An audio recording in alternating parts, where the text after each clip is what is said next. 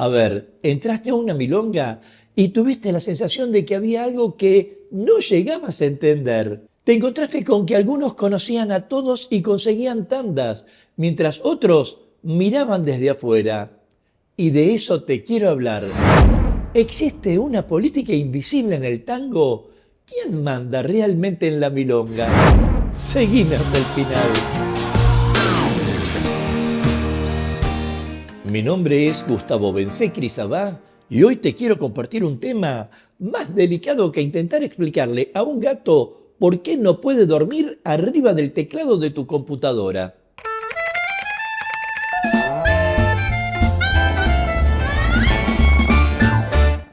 Y me estoy refiriendo a quién manda realmente en la milonga, a si existe una política invisible del tango, a por qué, sin darnos cuenta, terminamos formando estructuras, hábitos y relaciones que influyen muchísimo más de lo que creemos en nuestra experiencia dentro de una milonga. Porque cuando hablamos de una milonga, solemos pensar en la pista, pensamos en la música, en las tandas, en el cabeceo y a veces en la técnica, pero pocas veces pensamos en algo fundamental, que la milonga está formada por personas y cada vez que reunís personas aparecen relaciones, afinidades, confianzas, amistades y también, por decirlo de alguna manera, ciertas formas de influencia.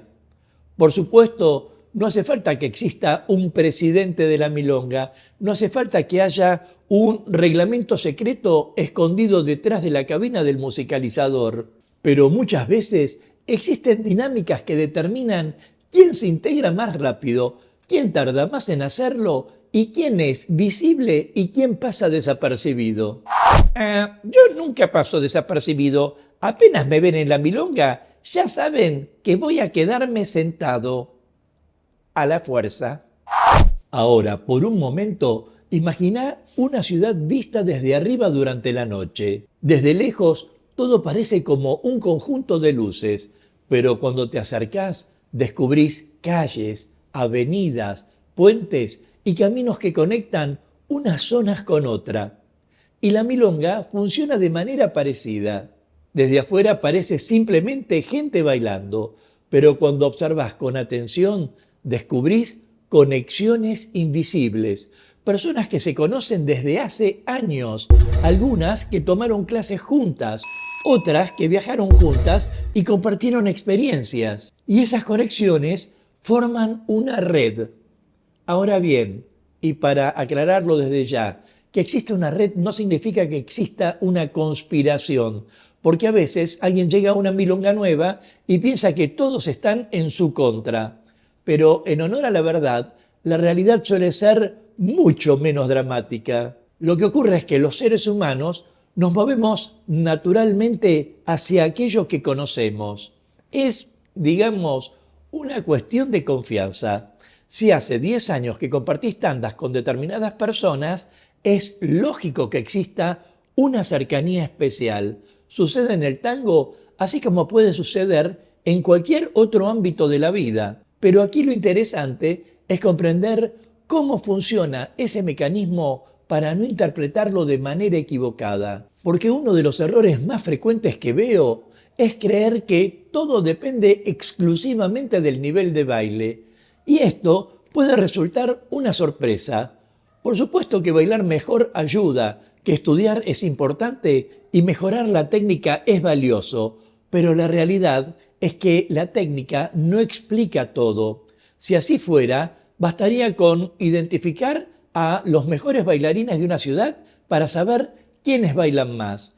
Y todos sabemos que no siempre ocurre eso. Hay excelentes bailarines que bailan relativamente poco y hay personas que, sin ser las más virtuosas de la pista, disfrutan de una vida social extraordinaria dentro de la milonga. ¿Por qué? ¿Tengo que contestar ahora o puede ser el próximo año? Y una respuesta que se me ocurre es porque el tango social no es solamente una actividad artística, sino también una actividad humana. Y las personas no elegimos únicamente en función de la técnica, elegimos según la confianza que sentimos, la experiencia que tuvimos, cómo nos sentimos al compartir una tanda, la energía que transmite alguien o la comodidad que nos genera. A veces una persona tiene un abrazo técnicamente impecable, pero transmite tensión, mientras otra persona tiene menos recursos técnicos, pero transmite tranquilidad. Y muchas veces la tranquilidad gana. Por eso resulta tan peligroso sacar conclusiones rápidas, porque alguien puede pensar, No me invitan porque bailo mal. y quizás la explicación sea completamente distinta. Tal vez todavía no la conocen, o puede ser que necesite tiempo para construir vínculos, o que simplemente esté atravesando un proceso. Y acá aparece otro fenómeno fascinante, los famosos grupos cerrados. Y estoy seguro que los viste. O que lo sufriste. Esas mesas donde parecen estar siempre las mismas personas, donde están esos pequeños círculos donde todos se conocen, pequeños grupitos que generan la impresión de ser inaccesibles. Y es algo que suele despertar críticas. Por suerte nunca formé parte de esos círculos, porque algunos dicen que soy un cuadrado. Ahora, me parece que muchas veces interpretamos como rechazo lo que simplemente es familiaridad, y entender esa diferencia puede aportarnos muchísimo sufrimiento, porque cuando alguien cree que todo es personal, empieza a cargar una mochila emocional muy pesada, empieza a sentirse rechazado, a compararse, a pensar, Yo nunca seré parte. y así hasta que termina afectando incluso su manera de bailar, ese momento en que aparece la ansiedad, la frustración y desaparece la espontaneidad. Sin embargo, existe algo que suele pasar desapercibido y que tiene que ver con la reputación. Digo, la reputación dentro de una milonga se construye mucho antes que empiece la tanda. Se construye cuando llegás, saludás, respetás el espacio de los demás y generás confianza, porque la gente recuerda cómo se sintió con vos y esa memoria emocional tiene un peso enorme, mucho más grande de lo que solemos imaginar. Yo mismo vi personas transformarse completamente dentro de una comunidad tanguera, personas que al principio parecían invisibles, que pasaban horas sentadas observando, que dudaban de sí mismas y que años después se convirtieron en figuras muy queridas y muy buscadas. ¿Y sabés qué tenían en común? No intentaban impresionar, no corrían detrás de la aprobación de los demás, ni estaban obsesionadas con demostrar algo. Simplemente fueron construyendo lo que te decía, confianza, presencia y relaciones auténticas. Y eso tiene un efecto extraordinario, porque la confianza genera oportunidades, las oportunidades generan experiencias y las experiencias generan integración. Y en esta época que premia la velocidad, los resultados inmediatos y soluciones instantáneas, en esta época que queremos sentirnos aceptados desde el primer día, el tango nos enseña otra cosa. En primer lugar, el valor del tiempo. También que algunos procesos no pueden acelerarse y nos enseña que ciertos vínculos necesitan madurar. Y quizás sea esa una de las lecciones más profundas que una milonga puede ofrecernos, porque muchas veces no estamos aprendiendo solamente a bailar, estamos aprendiendo a convivir, a relacionarnos y a ocupar un lugar dentro de una comunidad. Y eso requiere paciencia y observación, tanto como humildad.